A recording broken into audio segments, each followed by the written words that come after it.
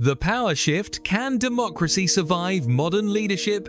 What if one leader could change how democracy itself works, not by breaking the law, but by reshaping it?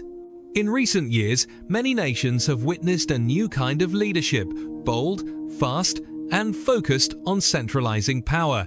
Supporters call it efficiency, critics call it control. But one thing is clear: it's changing the way democratic systems operate. Today, let's uncover what this power shift really means, how it's happening, and why some call it the greatest test of democracy in our time. When power expands, checks shrink. In many democracies, the balance between government branches keeps power in check. But modern leaders are now pushing for greater authority, seeking more control over institutions that were once independent. From justice systems to watchdog agencies, the idea is to replace traditional checks and balances with personal loyalty and executive control. Supporters argue this brings faster decisions. Critics warn it weakens the system's core accountability.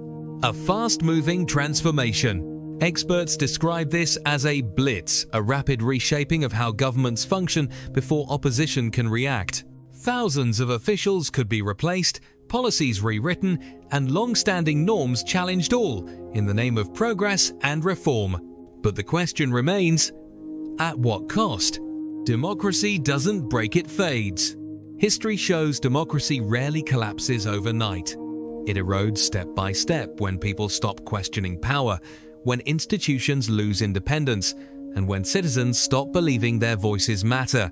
Once the balance of power tips too far in one direction, it's difficult to restore the bigger picture.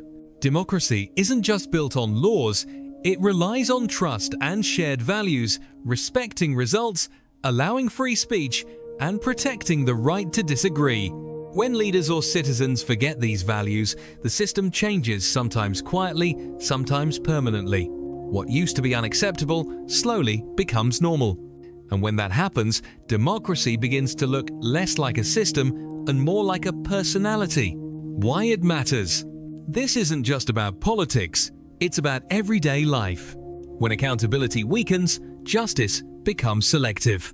When transparency fades, truth becomes uncertain. And when power concentrates, freedom becomes fragile. Democracy survives not on power but on trust. Once that trust breaks, rebuilding it can take generations. So the question we face today is simple. Do we want a system that serves one person or one that serves everyone?